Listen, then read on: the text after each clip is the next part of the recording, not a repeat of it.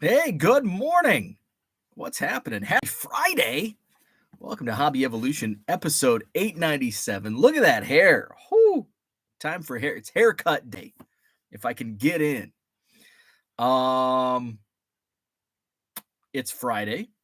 It's episode what? 897.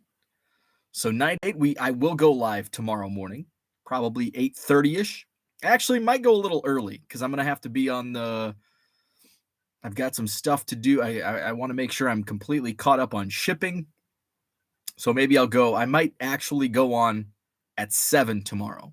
So early Saturday show. No show on Sunday, no show on Monday. I'll be celebrating Anawan Fun Days. Looking forward to that. Get to see old friends, old family, and watch a parade. Drink lots of Bud Light. We're not going to get on that soapbox this morning. We've got Redbridge in the house. What's happening? Shane Koopman's good morning. George in the house. Uncle Rich is here, but not for long. Raphael, good morning. Alex, Dan, Red Light 34. What is up? It's a Name That Player Friday free for all.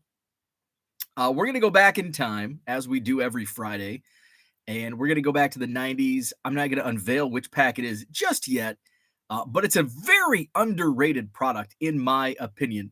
And I think many collectors consider it like the ultimate of the junk wax era. But it's nostalgic for me. So we're going to play Name That Player coming up. What else is going on? We did not have as bad a day yesterday as we did on Wednesday. Actually, Thursday turned out pretty good. What were the issues that got cleared up? The ciders showed up. Our contractor had to grease the palms a little bit to get them to stay on our job. So they were there. The dead animal smell is no longer. That was taken care of on Wednesday evening. Thank you to the electricians. Let's see. The custom cabinets. We were able to find a solution that was about 20x less than what it could have been. So that was the screen porch is coming along nicely. Contractor says probably have it shingled by finished by Monday, end of day. He's going to bring a crew up today to get that going and roof it on Monday. So that's good. So fingers crossed today goes okay. What else is going on? I have a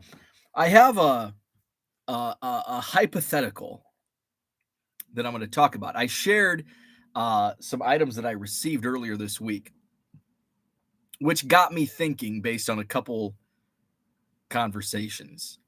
So we'll ask the chat here this morning. Card Shufflers in the house. Zach and Porter, what's up? Good morning, Sal Dougie, Donald Davis. Dan says last regular season game tomorrow, as well as the All-Star game. I will try to start working on the backs of my custom KBO sets while listening. Very nice. Ed is here. What's happening? Happy Friday. I did not get a chance to go through much more of the Goodwill palette. I pulled out a couple. Well, we looked at a couple things yesterday morning. I brought in a couple random boxes, a lot of like $1.50 cards. It's going to be great for both my quarter boxes and my eBay store inventory. A lot of like $1.50 stuff that I'll be putting in my eBay store from this, but no hits. Although I did list some of the hits. I listed the Luka rookie. I listed the Otani mini framed relic, which there aren't any on eBay of that card. There were none sold either. So slap the price on it. The Barry Sanders Marvel Metal Universe also in my eBay store. By the way, I priced these right at about comps, and where comps and where current buy it now listing prices are. And I typically I like to be under comps. But if you buy 7 cards, you get 25% off. So I like to price my stuff when it's in these price ranges, price it right at comps so that if you buy 6 more cards, you get that 25% off deal. So that's the strategy there. I've got a Jackson Holiday first Chrome Auto. I'm glad I kind of set. I'm not happy. I've been sitting on a couple hits from 2023 Bowman as those prices decline. But my first Chrome Jackson Holiday Auto is, I mean, he's playing awesome. I was going to list it for $300. In fact, I think initially I was going to list it at $250. And then his stock has risen. I'm selling Holiday like crazy right now. So I'm like, maybe 300 or best offer, and I take 250. Well, this morning I checked the market because I'm getting ready to put that. I'm like, I might put that up this weekend just to boost sales and views. So I looked this morning, 2022 Bowman Chrome Auto Holiday. There we go. So there's one at auction, raw copy at auction. With 4 days remaining, the bids are up to $334 plus, so $340 on that auction. And then the let's do buy it now listings, because you never know with some auctions, you never know. I think they've all been scooped up. I don't see any listed on eBay, but I may have to actually put the, let's see, go back to auction and see what is it? CDAJH. CDAJH. See if that helps. So that's the only one at auction. Buy it now. Nothing. Wow. Of course, the search might be a little off, so I might have to finagle with that. But I'm gonna wait. I'm gonna wait 4 days, see where that auction lands, and we'll see where his market is on that first Chrome Auto.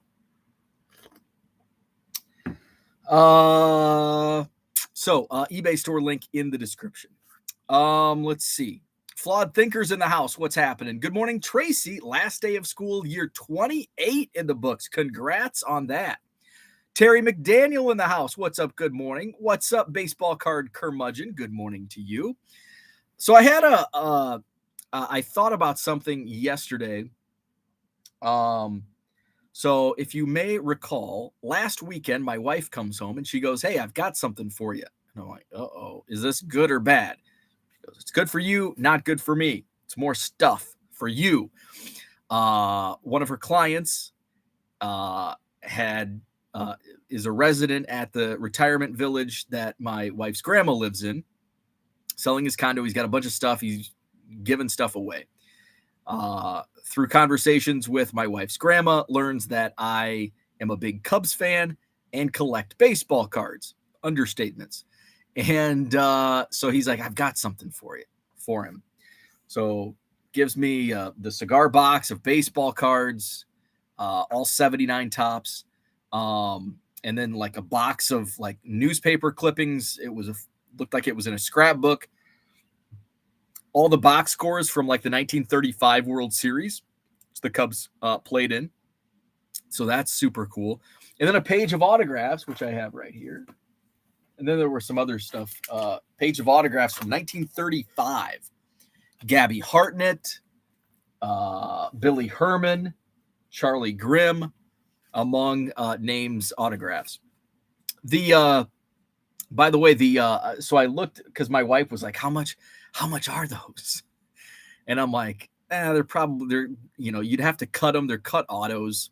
I don't know, $20 to $50. The Gabby Hartnett cut autos of Gabby Hartnett actually sell for about $200. So that was, but I'm going to keep it because I don't have a Gabby Hartnett auto. So the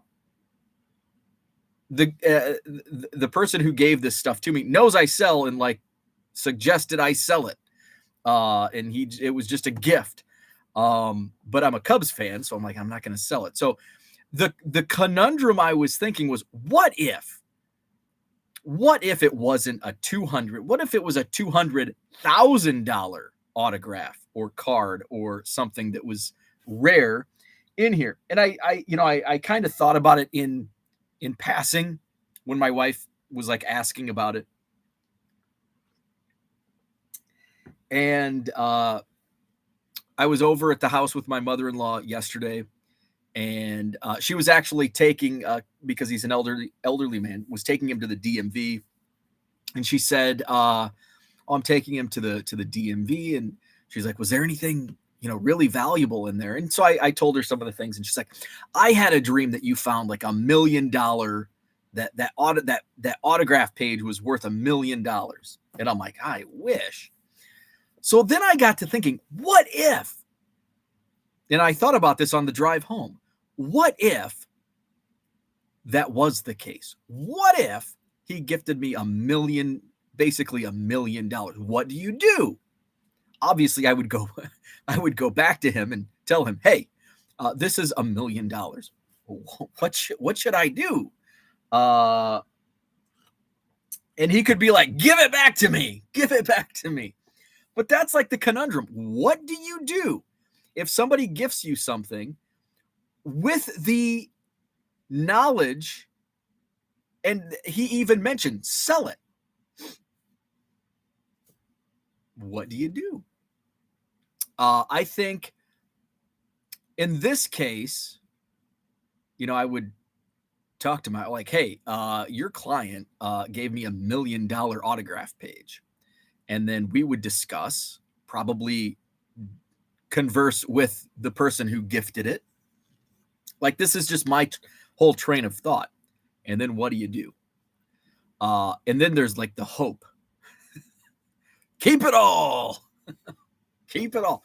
But that's a conundrum? Like, if it was like it would be a different story for me if the intent was to gift it because I'm a big Cubs fan. But the intent was a combination of, hey, you sell stuff and you're a Cubs fan, go ahead and sell it. So it wasn't like, I'm gifting you this treasured heirloom from my family.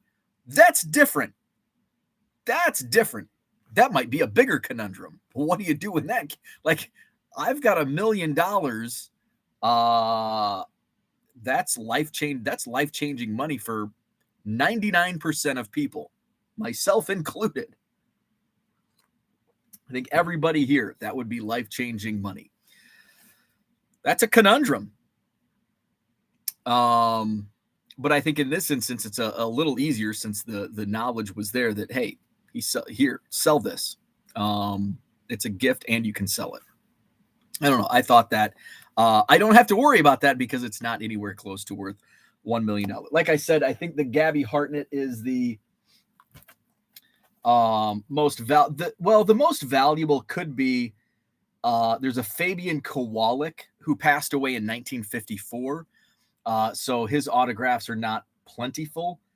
Again, it's probably in the, I don't know that. I mean, it's so rare. There's nothing listed. It could probably be, my thought is if it's a somewhat sought after. I mean, but it only takes one person that seeks these, and they're so rare. My thought is 200 to 500, 100 to 500 on somebody like that. And you're like, who?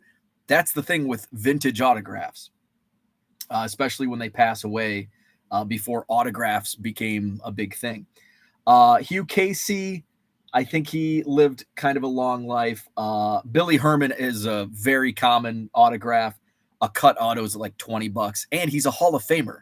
So Billy Herman is one of those players that if you're a Hall of Fame collector, he's very cheap for autographs. Walter Stevenson played few games. I think he lived. I think Kowalik was the only long-term player, and again, he played a few seasons. That was all. I think he missed some time for the war, World War II. Ray Henshaw, I think he's a pretty common autograph. In fact, I think I have his autograph also, like on an index card. Lon Warnicki, that one might be like a $50. I can't remember if I actually looked that one up. Charlie Grimm is a fairly common auto. He lived, I think he passed away in like 1983. So his autograph is pretty common. And then I mentioned Gabby Hartnett. So I'm going to keep it. My thought was what I might do with this, and I'll show it to you again. And now that I have a better look, I think I can get that cut where I'm not damaging like another autograph. I think most of these, the Ray Henshaw is going to be tough. I'd have to cut around Lon Warnicki's signature below. Walter Stevenson, I'd have to do a little bit. The Kowalik, that sucks because Hugh Casey's G touches the K in Kowalik. So can you see that without the blur? I don't know. So my thought process was there's Ted from Collects turned me on to One of One, where they make like one of one cards. You can put like patches and stuff in there. So I thought about doing that with some of the cut autographs. Now, Charlie Grimm, Charlie Grimm, Billy Herman, I don't need. I have their autographs already. But like Fabian Kowalik, Hugh Casey, especially Gabby Hartnett, possibly getting a cut, sending the cuts and getting those into a card. So I have like an autographed card of those guys, because those would be for my personal collection. And the only thing I plan on, like, there's because I do plan on selling some of this stuff because it's A, not Cubs, and B, not part of my collection, and C, he knows that that's my gig. So I don't feel bad. But the 79, the non-Cubs 79 tops, I'm going to put I did not list the Ozzie Smith rookie card. I think I'm going to. It's a really nice centered Ozzie Smith rookie. That card is pretty notorious for being off-centered. So I'm going to list that maybe tonight. The other 79s will be for sale. There's like 6 Steve Garveys. So I've got a friend that's a big Garvey collector that lives in the Philadelphia area that I'm going to send those to. And then I'd love to get like the 35 World Series box scores like in a custom frame. I'm just fearful of how much that might cost, because I mean, they're on scrapbook pages like this. So that would, it went 7 games. And I'd like to do like cards of some of the play. Like, it'd be really cool to do like Matt in the starting lineup for cards, but you're adding more space, more dollars. And the home renovation thing is going on right now. So there's not really a budget for random custom framing right now. So just something I thought of. Okay, so there's a couple questions in here that I like. Not that I don't like other questions, but one that Matt says, I just reported your Wisconsin shirt to YouTube as offensive material. Hey, I think I still have some Hawkeye stuff. I'm pretty sure I still have my Iowa starter jacket at my mom's house. I'll be there this weekend. I can see. It's like the for some reason it's still like I have clothes from like junior high in high school that fit me, yet I'm like 50, 60 pounds heavier than what I was like 140, 130 in junior high. Now I'm like almost 100 pounds heavy. I'm probably 220 now. 210, 220. Yet my Rashawn Salam Bears jersey still fits. I got that in 7th grade. It was probably a dress on me back in 1994. Zach says, Bo, this is the question I like. Do more people describe you as a baseball card collector or seller? Do you prefer one or the other? Those are 2 great questions, and I have probably 2 different answers. So the first question, do I describe myself as a collector or seller? I describe myself as a collector. I am a seller, but I consider I would be like, what's the sports card investor, dealer, collector, sports card collector, investor, dealer, whatever that is. My order would be sports card collector, dealer. And I don't really invest. I flip. So I could be flipper, sports card collector, dealer, flipper, in that order. So I would consider myself collector first. I think other people probably consider me a seller or dealer first. Do I prefer one or the other? Yeah, I prefer collector. I like I sell to pay the bills. It's also, but yeah, I mean I've always been a collector. I will always be I have the collector gene. So it doesn't matter if in 20 years or next year I decide I'm done with baseball cards. I'm going to get a real job again. Maybe I don't collect baseball cards, but I'll collect some. Like I've always collected something. So, who knows what happens in the future? We can't predict it. But right now, I'm both. I'm a seller and collector, but I would prefer to be known as a collector, a Cubs collector, because I don't collect anything else. But somebody did ask me on one of my threads. They must have been doing some recon on my eBay store. They sent a link, and I don't even know what reply it was in, what tweet it was in reply to, but why did you sell a Cubs card? It's like, I've now sold quite a few Cubs cards because you know how my thoughts are on Matt Mervis, sell. And it was that numbered out of like 199 or of 299 Matt Mervis. It sold for $100. You can probably get that card. Let's look it up right now. I bet it's a $20 card right now. And next year it's probably going to be a $2 card. Let's see. I think it was the of 299. 2023 Bowman Chrome Mervis. I'm pretty sure it was of 299. Let's see. Maybe it was of 199. Oh, so the speckle is 299. So was it the speckle that I had? I guess I can go in my. Well, let's just do so. Actually, it looks like those are selling for 40. Oh, that one sold for 28. That one sold for 15. So they're all over the place. That one sold for 56. That one sold for 20. So it looks like 20 is probably the comp on that. There's some outliers, maybe 30. So the of 199, actually, I think that's what I had. The fuchsia. I don't think I had the speckle. I think I had the fuchsia. So 199. That one sold for about 30, 27. So yeah, sold mine for 100.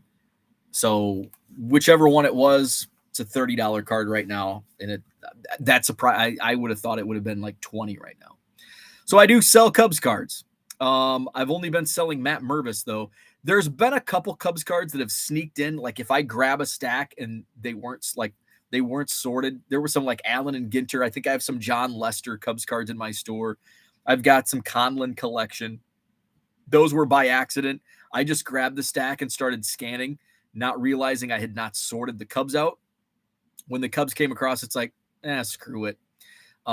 List them. Other than Matt Mervis this year, the only other Cubs I've sold in the last 5 years, Dylan Cease. I think I sold like 5 Dylan Cease cards and maybe 6 Dylan Cease cards. Then Matt Mervis. So Tiger 727, what's happening? Paul Heath in the house. TD Sports Card is here. Zach says, when Porter has been gifted someone's old collection, I tell the person if we find something over XYZ dollar amount, we will let you know. I usually say 20 because we are low end. They say 100. And I think that's fair. I think that's really fair. And, I would say, like, if I gifted something to somebody and when I give something to somebody, I don't care what they do with it. Like, I'm not gifting, if I gift, and I'm going to use Zach and Porter as an example. If I gift Zach something Frank Thomas and he already has it,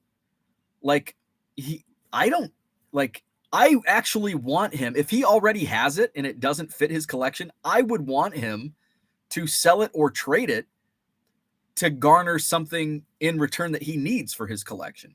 Like, that's how I think of, if I'm gifting something to somebody that they don't need, but it can be a vehicle for them to garner something that they do need for their collection, I'm all for that. So that's kind of my thought process. And if I gave something to somebody, like, oh, here's this random thing, you're a collector of this or whatever, and it was over $100, I would be like, good, congrats. I don't want no takesies, backsies. Mark Marinello, what's happening? Happy Friday. There's a slight bit of hair that either wasn't slathered with product this morning or is trying to break away from the other hairs and forming its own sovereign state. I know. Is it this one right there? I need a haircut today. Today's a hat day, hat and haircut day. Yeah, it's getting well. I can tell when I wear a hat and like hair starts sticking out of the back. That's when I know it's time for a haircut. I was gonna get a haircut Monday, and then things just got out of hand with the whole week just kind of got away from me. Johnny Boy Cards, happy Friday. Tracy says my students are coming in the door and telling me I'm the only reason they are here today. That's something good to hear. Other teachers gave their final exam early. Oh, wait, that's not a good thing. I thought because they liked you. They were just coming in because they liked you. No, you're the last exam. Well, I'm sorry to hear that. I'm sorry to hear that. God is great in the rising sun of Japan. What's up? Leaf might be interesting in buying that for their auto sets. Let's see. Dan says, hit the like button for all those Garvey collectors out there. John says, well, there's a thumbs down right there. George says, my Aussie rookie is like me walking home from the bar, a little more off-center than it appears. Michael's in the house. What's up? John adds, is everyone from Illinois self-haters? One lives in Korea, one in Syracuse, one guy just flew west. Dude has a closet full of Big Ten stuff that isn't Illinois. WTF. That's a good point. I grew up in Iowa. I grew up, the first, how many years did I live in Illinois? 32 years. My first 32 years of life in Illinois. I don't think I've ever owned a piece of University of Illinois gear. I've got a bunch. Hey, I do have a bunch of Western Illinois gear. Let's see. I had a DePaul t-shirt. What other? Oh, I have a Loyola hoodie. I still have that. Let's see. Those are the only institutions that nothing Bradley, nothing Chicago State, nothing Northwestern, nothing Illinois State, despite Illinois State was like one of my schools. I wasn't smart enough to have a safety school. So it was down to 2 party schools. Where did I have the most fun? And that's how I decided on going it just happened that I had more fun at Western in the semester before I finished my associate's degree. And it's like, I'm going to Macomb. I had more fun there last semester. But I had a lot of fun at ISU. So that was the only, it was between ISU and WIU because those were easy schools to get into.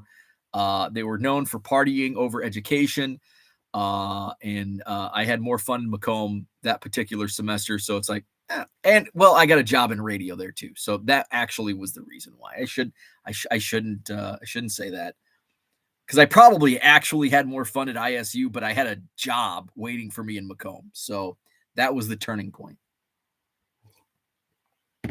And nothing, I know I have some alums from EIU, nothing Eastern Illinois.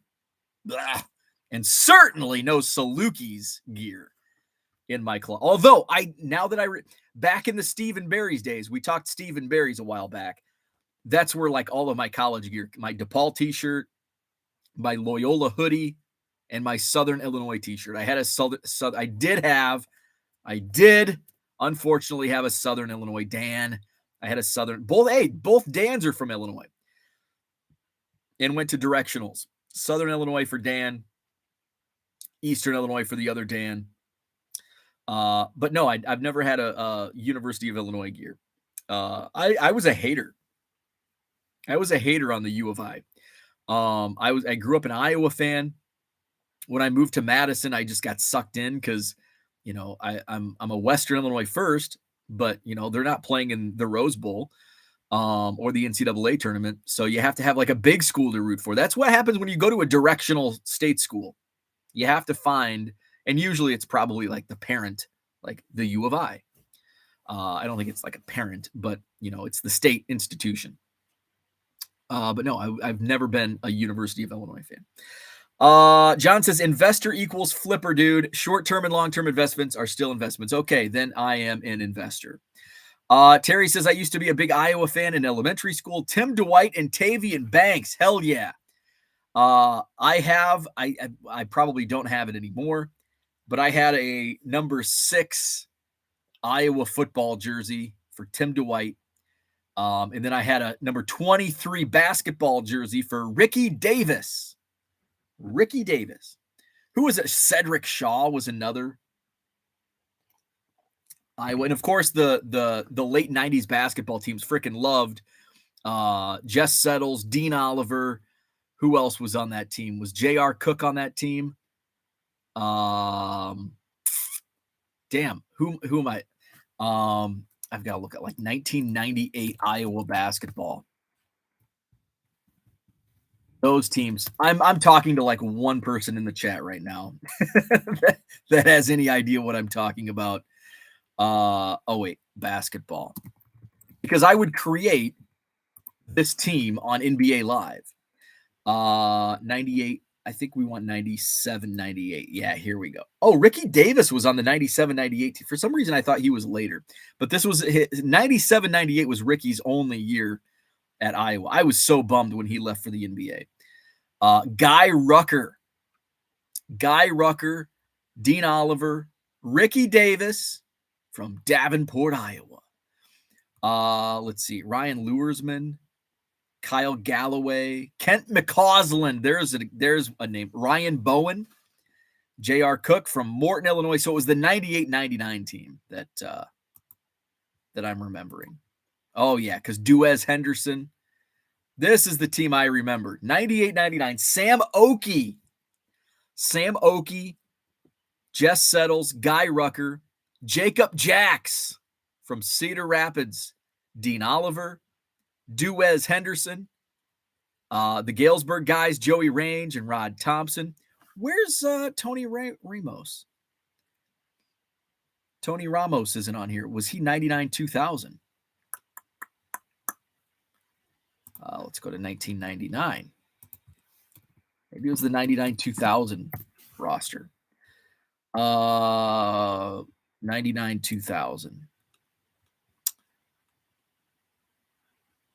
Maybe that's incomplete.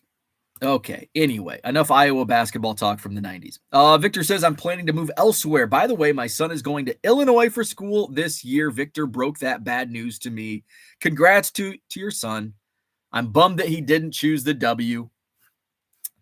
Mark says, good morning. What's up, Mark? Supper time for Mark. Where we at?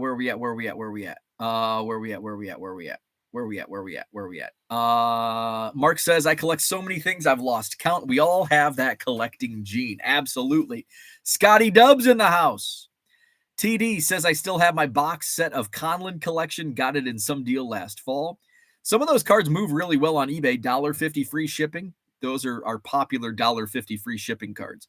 Love the Conlon. Some parts of it vex me. I have a helmet you can wear. Very popular with the viewers. I like the cards also. It's still sealed. I'll probably acquire another in the future and open one up. George says, your hair still needs to catch up to my blossoming beard. Flipping sports guy in the house. Curious to see if I'll get any crazy eBay messages today. Dan has a Big Al's hoodie. I've been to Big Al's, but I don't have the hoodie. You don't have an authentic Darnell Autry jersey. I do not. Mark says every school is a party school. That's a good point. Some are better than others. Nobody went. Northern Illinois. Any Huskies in the house? Northern Illinois was the safe school. You didn't go to DeKalb to party. You went to Carbondale, Macomb, Bloomington Normal. That's where you partied. And if you got bad grades and needed to get away, you went to DeKalb. That was your safe school. Max has never heard of a safety school. A safety school is a school. There, John explains it. A safety school is a school that is your backup for the one you won't get into. Yeah. I had a friend. Whose safety school was the University of Illinois. Illinois is tough to get in. Like a dumbass like me couldn't get into the U of I. My friend Seth, that was his safety school. He went to U of I for a year because he wanted to get into Notre Dame. Went to U of I for a year, got into Notre Dame his second year. Safety school was not in my vocabulary. Dean Oliver and Guy Rucker approve. Yes. Terry's in the house. What's up? Not seeing BYU as a big party school or Utah State or the University of Utah. Kent McCausland, Ryan Bowman, Ryan Luersman. Yes. I graduate tomorrow from Eastern Gateway Community College, invited to 0 parties. Max is just kidding, was one of the smart kids, but didn't have a safety school. I was one of the dumb kids, did not have a safety school. Where are we at?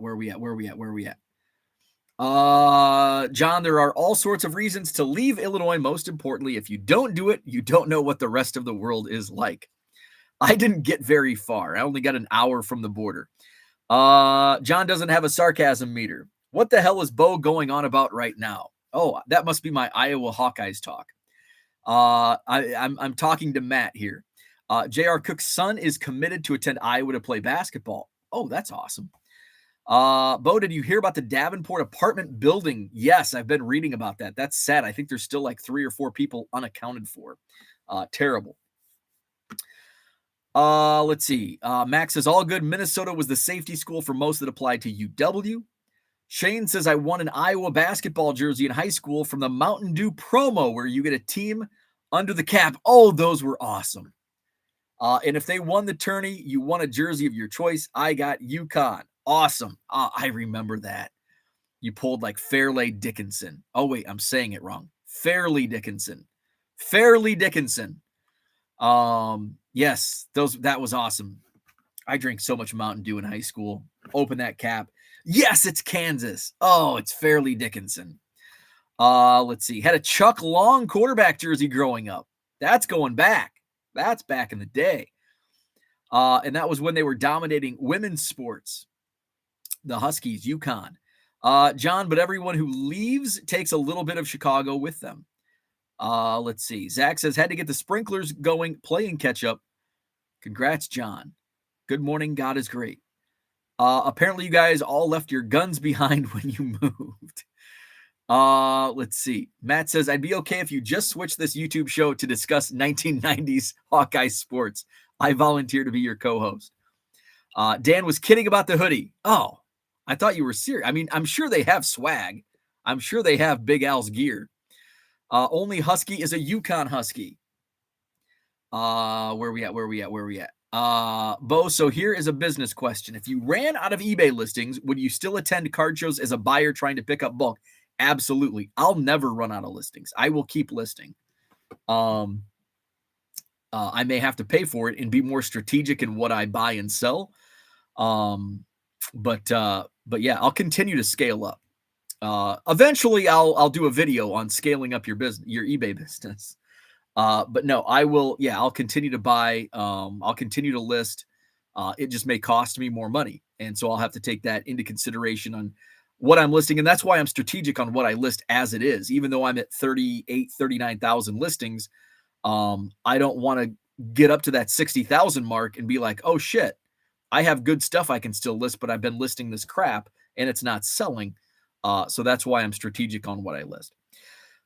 Is that spelled DeKalb? Yes, it is. It is the same. So DeKalb is spelled that way. The K is capitalized. So it's like DeKalb. The Kalb. How is DeKalb pronounced in Georgia? Is it DeKalb? It's DeKalb in Illinois. Illinois has some wacky pronunciations. Like if you're familiar with Orion's belt, we have an Orion, but it's pronounced Orion. If you're familiar with France, they have Marseille. Illinois has Marseilles. How about Egypt? Have you ever heard of Cairo, Egypt? In Illinois, we have Cairo. What else do we have? Let's see. Oh, in California, there's San Jose, spelled the same, but in Illinois, pronounced San Jose. What else do we have? There's a whole bunch more odd pronunciations of Illinois. I'm probably forgetting like the most. Cairo's the fun one. Marseilles, Cairo. Where was I? I'm trying to think. Around Macomb, there was something, and I'm losing my mind here. I don't know. I can't remember. Dan's a 3-time Saluki. MD says, or get really good grades and go to one of the best of both worlds for partying and academics. Madison. Hey, the Big Ten, good with academics and partying. They've got both worlds covered. Not much else great about the place, though. I love Madison. Max in the house. Another Max. Good morning to you. Dat dude from Duryea bought a recent collection and found a nice certificate for being in attendance for Steve Carlton's 3,000th strikeout game. Random items are cool to find with cards. I love random items. That's awesome. What year would that have been? 1986? 85? 84? I'm thinking it was around 84, 85. Loved watching Mike Allstott at Purdue as a kid. Yes, he was an Illinois kid. He went to Joliet Catholic. Big Harv in the house. Illinois is a great place to visit. Yes, it is. Would you like to share what you feel are the best selling platforms for singles, be it basketball, football, or baseball? Absolutely. eBay. eBay is number one. If you want to list commons, this is a rabbit hole. Sport Lots is great for commons, but there's a lot of caveats. ComC, if you just want to send it in and not do any of the shipping. Those would be like my three. In full disclosure, I only use eBay. That's my only platform that I sell on, outside of card shows. I've only watched one video on Whatnot, so I can't speak to that. I can't speak to any other platform. Paige and Deanie Bean, what's happening? Max, it's hockey, says Shane. Dan went to NIU my freshman year. Should have went to a CC my first 2 years. That's what I did. I was smarter than I thought. Because isn't that ironic? I wasn't smart enough to get into a 4-year right out of high school. Well, I was probably smart enough. I did not apply myself.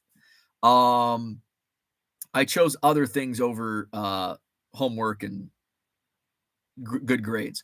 I wasn't smart enough. I didn't have good enough grades to get into a 4-year right off the bat. So I had to go to JUCO. But in the end, I saved a hell of a lot of money doing that. So in the end, it was a smart decision. Des Plaines. Let's see. DeKalb down south. More like DeKalb in Georgia. Also say Cairo, Georgia. That's same in Illinois. Use guys also for the S on the state name. Illinois. Yeah. The S is silent. Sounds like the Midwestern accent has ruined the non-English languages. You bet, Max. Zach says, I consider you a friend. Cheers. Matt says, Iowa has a town called Madrid, but it's pronounced Madrid. Rhymes with, Madrid. And a town called Nevada. Yeah, Nevada. What are some other Illinois pronounced? There's got to be like a list. Illinois mispronounced Illinois towns. Okay, those are like so like in Italy, is it Genoa in Italy? It's Genoa in Illinois. Genoa. Cairo.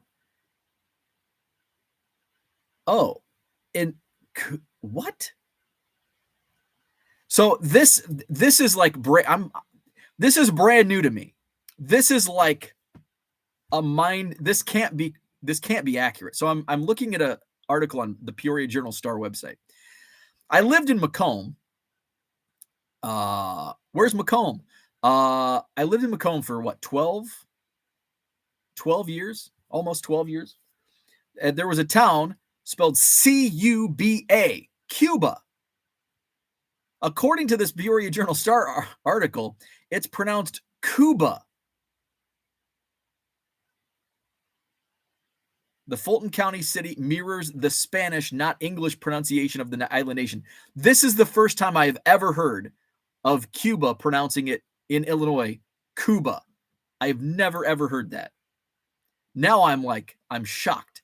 Oh, El Dorado is actually El Dorado in Illinois. Let's see.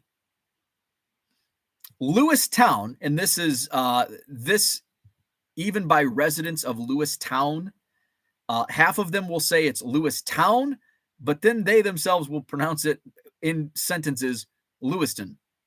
They just say it really fast. So apparently there is no town in the Fulton County city. Lewistown, it's spelled Lewistown. It's pronounced Lewiston, but you have to say it really fast, like Louisville. It's Lewiston. Lewiston. Let's see. Where else are we? Marseille is Marseilles. We have a Milan, which is the Quad Cities area, but it's Milan. We pronounce it Milan. Let's see. That was the one I was thinking of. Okay. Enough on Illinois pronunciations or mispronunciations. Harlan says, so back to your earlier hypothetical moral dilemma. What do you do if you see that $1 million card on a table for $1? I don't know. That's I don't know. Because that is something I can tell you right now. I'm just going to be straight. I don't know what I would do. And I don't think any of us know what we would do unless we were actually in that situation. That's one of those where, we could get on our moral high horse and say, well, I would do this. But in reality, would we actually do that in the moment? I don't know. So I can't,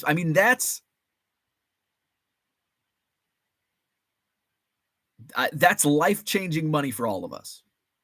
More than likely. And it's sitting there for $1. How many times have you heard they find a $3 million piece of art at a garage sale? And what do you do? I don't know. Here's what I would hope my reaction would be to buy it for $1 and sell it for $1 million and then go back to who I bought it from and give them some of the money back. Not a lot. Here's 10 grand. What is that amount? Figure you're going to have capital gains on that sale. What's your net going to be after all of that? And then maybe a 10% on the net sale. That's what I would hope I would do. But in the moment, I don't know what I would do. That's one of those I follow true crime. And so people on the internet will jump on people for the dumbest reason. Well, why didn't they call 911 faster? Why did they call their friend first and not 911? In the moment, you don't think, especially in a case like if you have $1 million sitting in front of you, you're not going to think rationally unless you're a millionaire. And then it's just like another day at the office.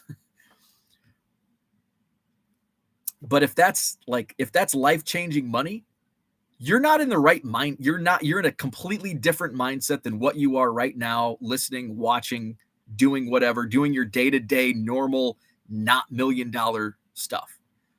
Just like in if somebody walks in and discovers a crime scene,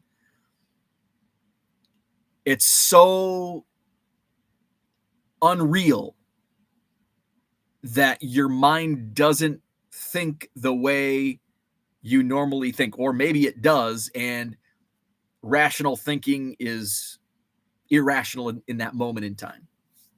Well, why did you call this person first? And it's like, I don't know. I was going to share an instant where something like this happened, but I'm not going. So I'm going to share an instant when I was pulled over. And I think I shared this, when I came back from Collecticon, late flight from Dallas. I just want to get home because I'm in bed usually at 9:30 and it's 2 a.m. I just want to get home and get to bed, right? Been in Dallas all weekend, tired. I'm driving fast. There's nobody else around. It's safe, okay? But a Dane County Sheriff's deputy catches me speeding and pulls me over. He says, where are you coming from? Where in getting pulled over is not an everyday routine. And usually when you get pulled over, if you're normally a law-abiding citizen, it's just like you don't think you're just kind of rushed. And so you may say things that seem a bit off. Where are you coming from, sir? Dallas. I wasn't coming from Dallas. I was coming from the airport. So these tinfoil hat people on true crime websites, if that's presented in a case where, well, when the officer pulled, here's body cam footage. And when the officer pulled over Mr. Thompson, he said he was coming from Dallas when in fact he was actually coming from the airport. Why did I say Dallas? And that's where I was. That was my origin from the weekend. But I was actually driving. Like, I didn't drive from Dallas. I drove from the airport to the point where I was pulled over. But I said I was coming from Dallas.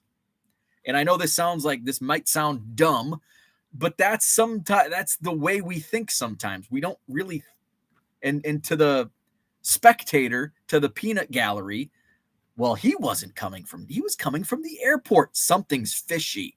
He's hiding something because he just said he was blah, blah, blah. So in that moment where I see something worth $1 million and it's for $1, I don't know. That's what I hope I would do. What I hope I would think I'd pay $1 for it, sell it for $1 million, and then give back 10%. That's what I think. And maybe some people may think, well, you're an asshole for doing that. You should tell them it's worth $1 million.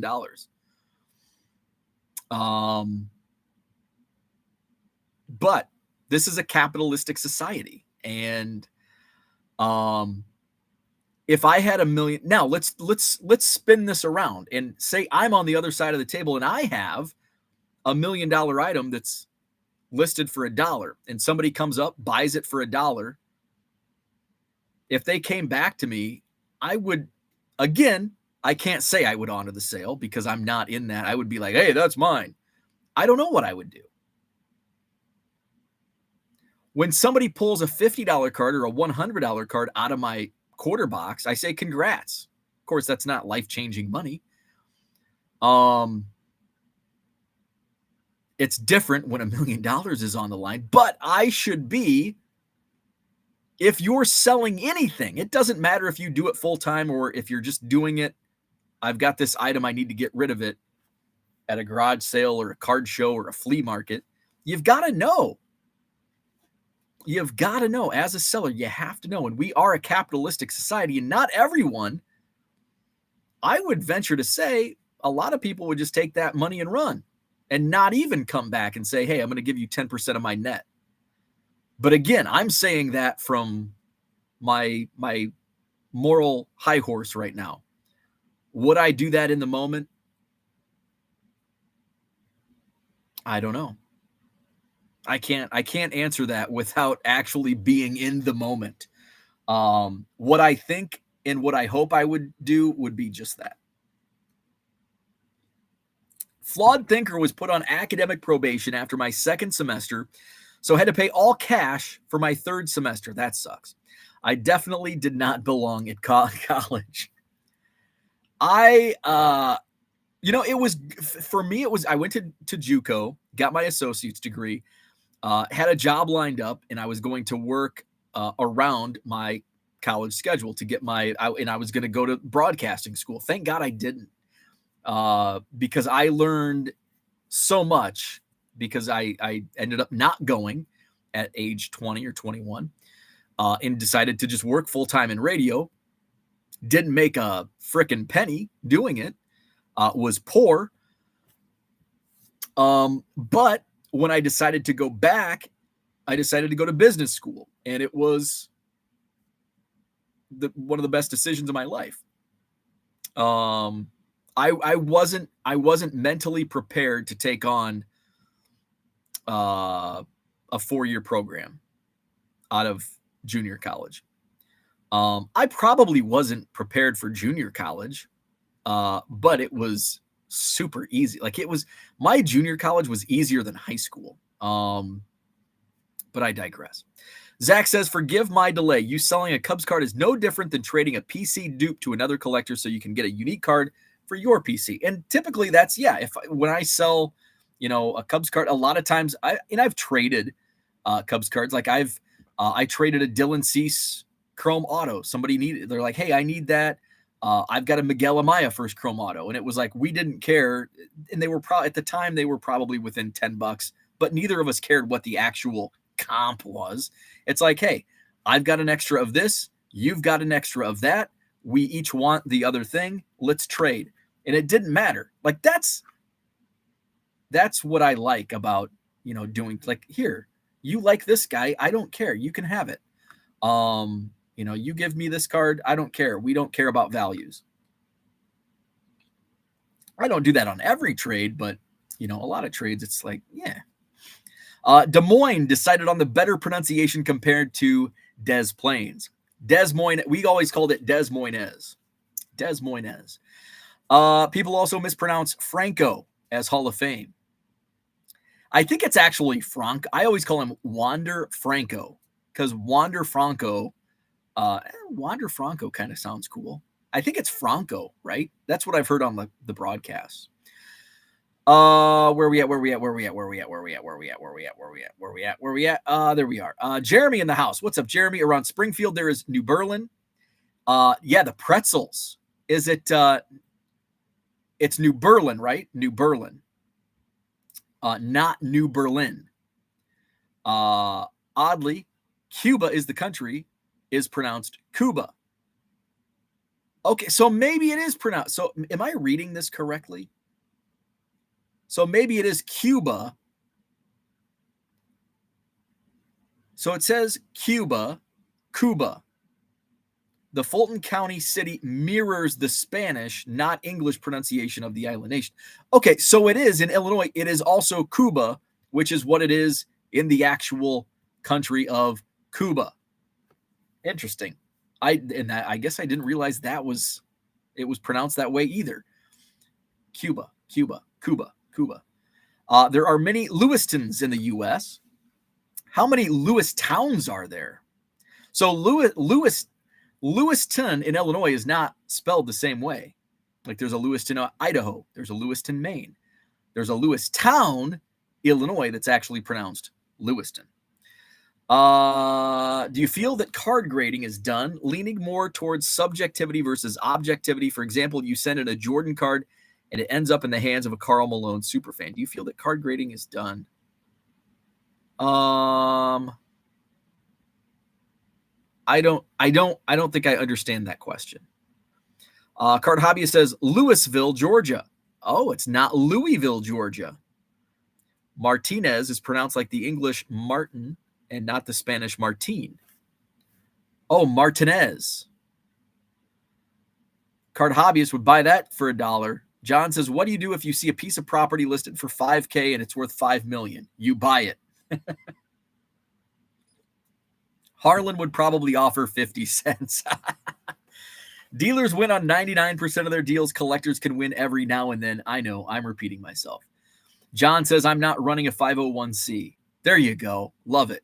Demi Moore and Woody Harrelson did the right thing. Take the money. Card Hobbyist says, the internet is the most judgmental place in the world. Yeah, and if you propose that on Twitter and you say what most people would do, oh my God, you'll get torched. And that's why I like what I do. I don't know because I'm not in that situation. Maybe I would take the money. I mean, $1 million. I've never been presented with $1 million before. What would I do in that situation? I paid $1 for it. And I got $1 million. Would I go back and tell the person? I don't know.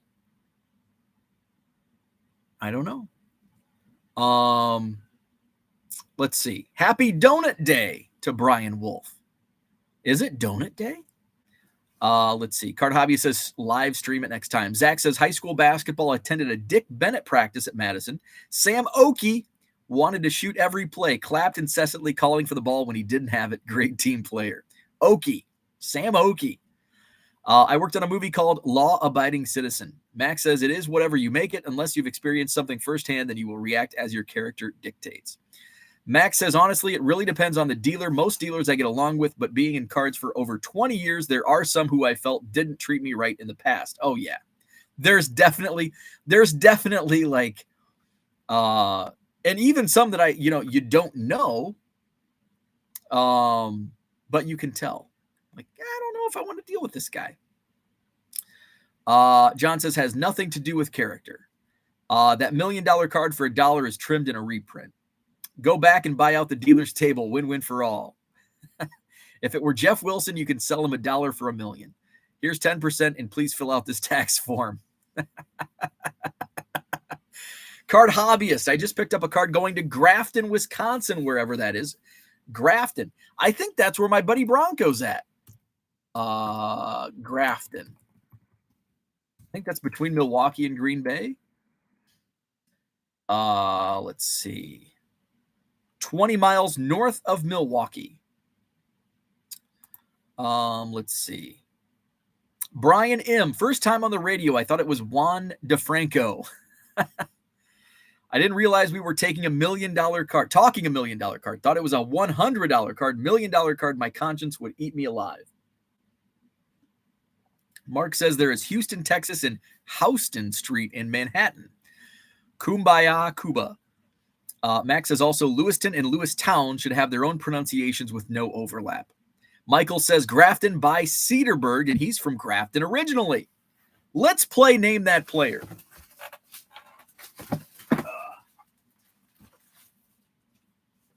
Why don't I bring this damn scoreboard? I've reached that age where I make those noises every time I get out of a chair. All right, so here's the scoreboard.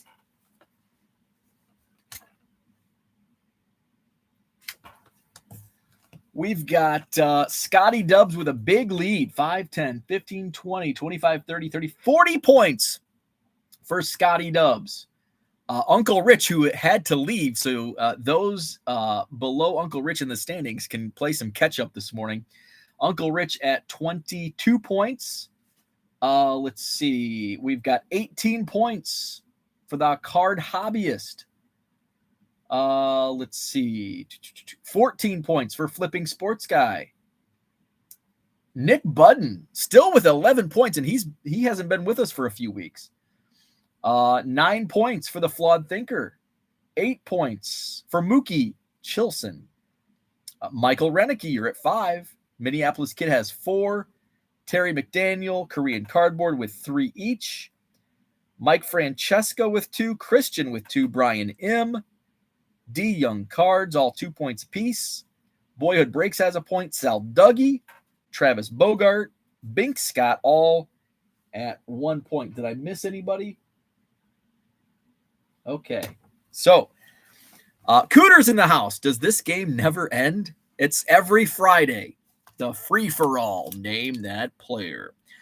So today, we're going to play with what I bet most people consider the junkiest of the junk wax era, but I feel is a very underrated set. And there's part of me feels that it's very nostalgic. Not part of me. It's very nostalgic for me.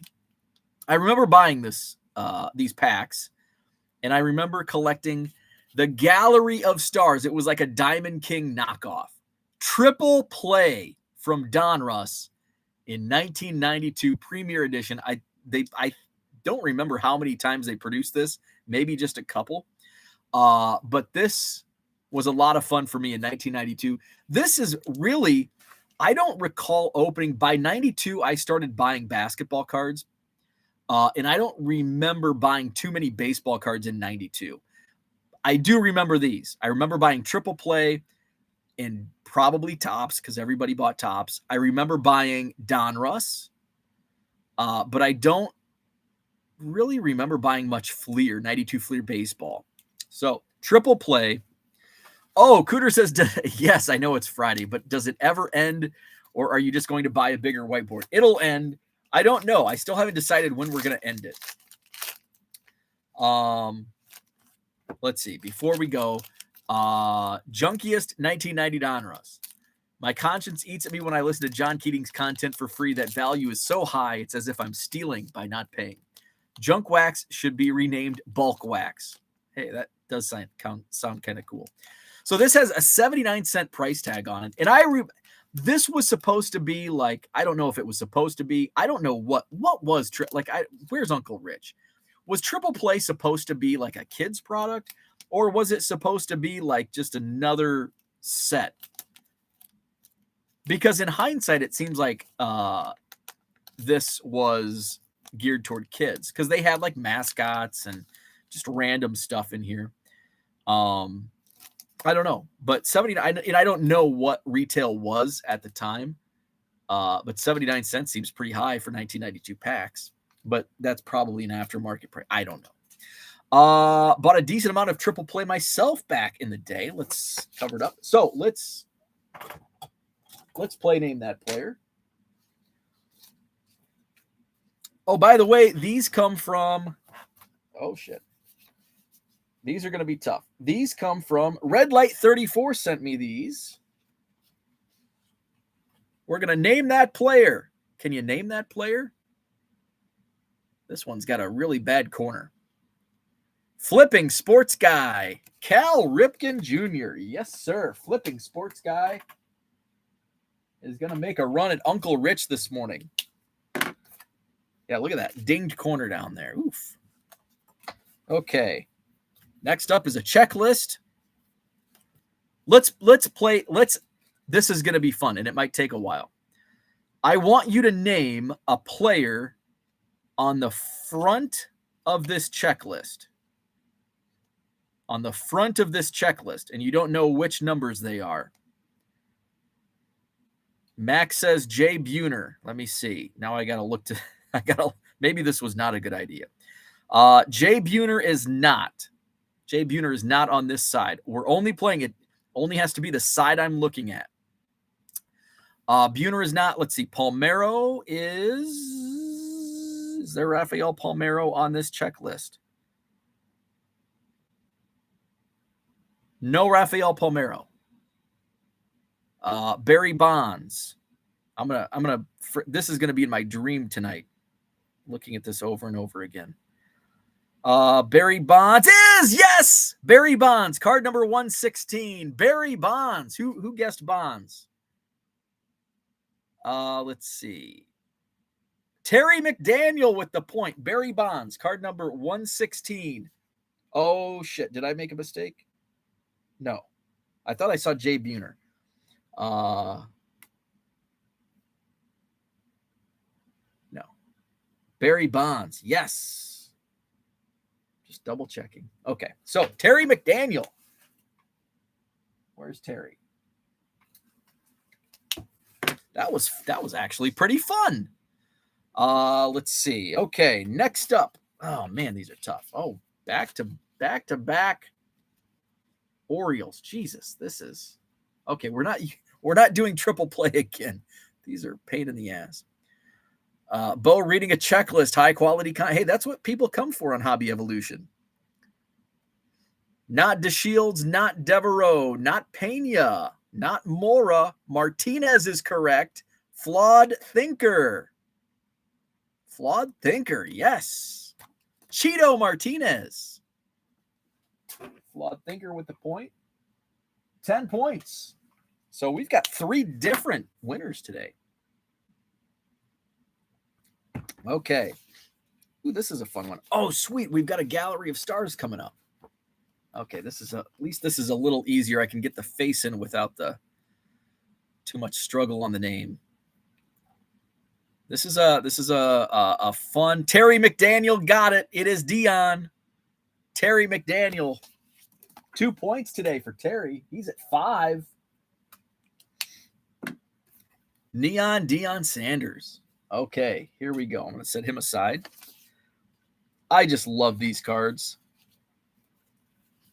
Love these cards. Gallery of Stars. This would have been a big hit. Let's see.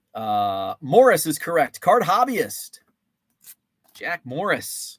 The Gallery of Stars. Card Hobbyist with the point. And he's playing catch up. 19 points for the Card Hobbyist. I think there was a question. Did somebody beat somebody on the last one? Let's see on that. On Deion Sanders, I had Michael Renicky guess Sosa. I had Terry McDaniel guessed Sanders. And then I had the Card Hobbyist guess Dion. So Terry McDaniel with the point. Let's see. Okay, next up. Oh, I don't even have to play cover up on this one. Don't even have to play cover up. Who's this little kid? Little hotshot. Guess who? Not Nolan Ryan. Not Tom Seaver. Not Nolan Ryan.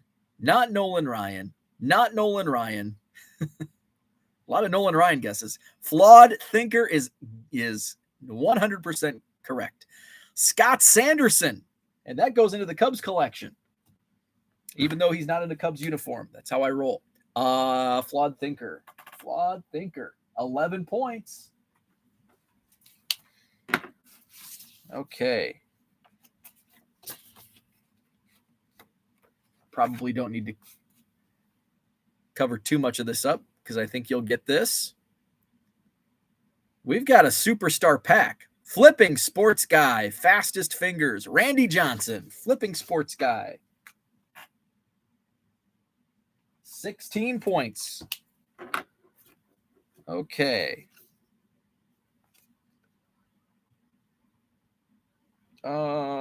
Okay, we're going to name, because I know who this is. We're only, and I don't know, well, let me see. Let me just see if the other name is on the, okay, it is both players' names. So 2 points possible on this one. It's 2 photos, and there's 2 players in the photo, and we're going to give away 2 points. So we're name one or the other, both. So 2 players on this card, and we're going to award a point for each player. Henderson is correct. Flipping sports guy. Let's see. Flipping sports guy gets the Henderson. Flawed thinker got Brown. Yes. So I'm going to give a point to flipping sports guy for Dave Henderson. And flawed thinker gets Jerry Brown. All right. So 12 points now for flawed thinker. Flipping sports guy is up to 17. Okay. We're going to stay in Oakland.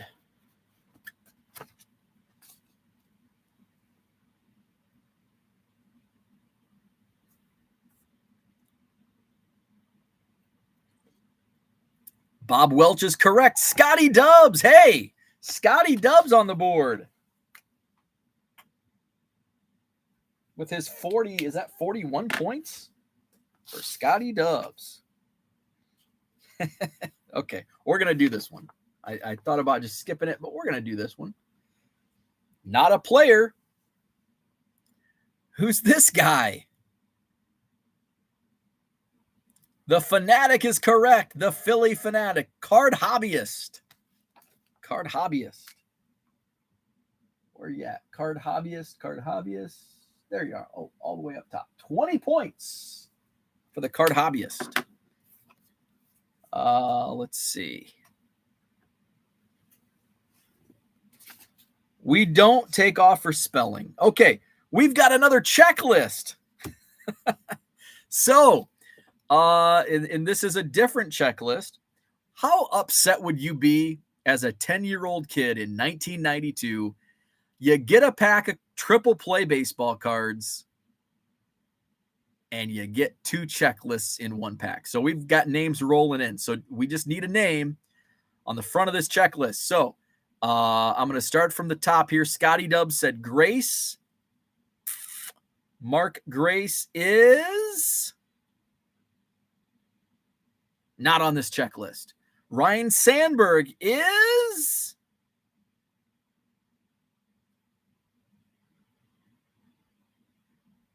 not on this checklist. David Justice is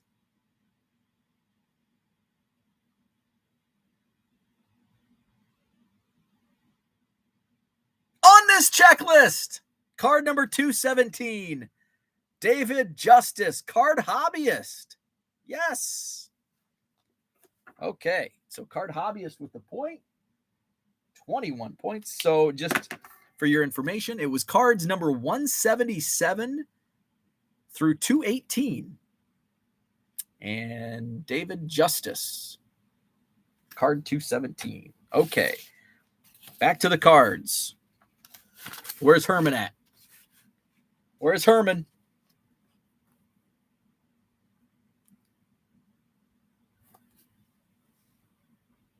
Sid Bream is correct. The Card Hobbyist.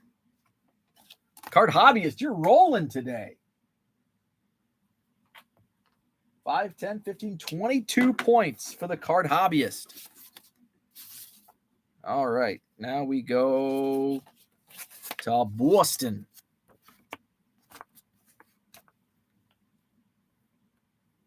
The Red Sox. Mike Greenwell is correct. Matt with the point. That's Matt's first point.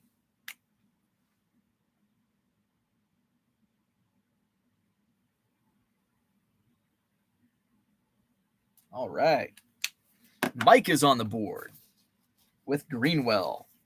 All right, we've got 2 more cards. Ooh, and then we're going to play the game. There's a game card that comes in here. Do I have a coin? This is tough to not get the name on here. Oh, sorry, Matt. Matt got Mike Greenwell. Matt with the point. Sorry. Daryl Strawberry is correct. Flipping Sports Guy. Flipping Sports Guy with the point. Matt Like got Mike. Matt Like got Mike. Last card. And I don't have to do a cover-up. We've got another little hot shots. Collation wasn't that great. 2 checklists and 2 little hot shots. Hey, but we did get a gallery of stars. Who's this little kid? It is not Alan Trammell. Davis, no. Trammell, no. Not Boggs. It is Parrish. Lance Parrish is correct. Flawed Thinker. Lance Parrish. Okay, so Flawed Thinker now with 13 points. We are going to play this little game. I don't think I have a coin around here, do I? This was always fun. So we've got in first place Scotty Dubs with 41 points. Second place, A tie. Uncle Rich and the card hobbyist are now tied at 22 points. Let's see. We've got 18 points for the flipping sports guy. 13 points for Flawed Thinker. 11 for Nick Budden. Mookie Chilson has 8. Terry McDaniel, Michael Renicky with 5 each. Minneapolis Kid has 4. Korean Cardboard has 3. D Young Cards, Brian M., Christian, and Mike Francesco with 2 points apiece. And with 1 point, Boyhood Breaks, Sal Dougie, Travis Bogart, Bink Scott, and Matt Like. So, let's play. Card Hobbyist says, I was mentioned in the same breath as Uncle Rich. I've made it. I don't have fingernails. I don't have a coin. Maybe I could use my Card Dealer Pro box cutter. So it's the triple play game. Win a trip to the 1993 All-Star game. That would be really cool. Travel back in time and go to the All-Star game from 30 years ago. Shit. Rub off the 4 base areas to play. If 2 areas match, you win 3 packages of triple play baseball cards. If 3 areas match, you win a triple play baseball cap. Where's Angel Baby cards? He's probably sleeping this morning. If 4 areas match, you win the grand prize, which is a trip to the 1993 All-Star game. Let's see. I wonder. Actually, I think I might have which finger has the most nail. I might be able to use my fingernails on this. So home plate. We're at home plate and we get a pop out. All right, let's go to first base. Oh, first base. We've got a single, but we don't want a single. We want a match. Okay. If 2 areas match, we get 3 packs of triple play. Okay, next one up. If we would have played this 30 years ago. Home run at second base, but doesn't matter. We need a match. So, last effort over at third base to get 3 packs of baseball cards. If we were playing this game 30 years ago, wah, wah, wah. It's just a double. We lose, but we win the day. All right, that was fun. So, didn't have to use that. Matt says, I do get called Mike in emails a few times every week. I think people subconsciously combine my first initial and my last name. I think that's what I did. I think that's exactly what I did. Harlan says, so I guess you're not going to the 1993 All-Star game. I am not. Damn. I bet it's going to be a good one. So that's what I had for today. Thanks for tuning in. Thanks for playing. Always fun. Name that player. Send it to Panini. Maybe they'll send you a redemption in 10 years. Hit the like button if you haven't already. Subscribe to the channel, all that fun stuff. eBay store. I've got new stuff in the eBay store, so check that out. Link is in the description. I added about 200 cards yesterday and then added some of my hits from the Goodwill palette last night. I will go live tomorrow before I head to Anawan Fun Days. Yeah. I think maybe I'll try to add a video just kind of showing around the renovations since a lot of stuff's getting done this week. So maybe I'll throw a video up tonight or tomorrow. So I will go live tomorrow, probably early for a Saturday, probably around the 7:30 time frame, because I want to get some stuff finished up before I head down south to Illinois. I'll be at Anawan Fun Days. Maybe I'll take some. I always, every year I say I'm gonna do a video of Anawan Fun Days. I'm gonna take pictures, and I take like one photo, and that's it. We'll see. Maybe I'll change that up. No Hobby Evolution Sunday or Monday, but I'll be back live Tuesday morning to talk about the fun that was had at Fun Days. So, like, subscribe. See you tomorrow.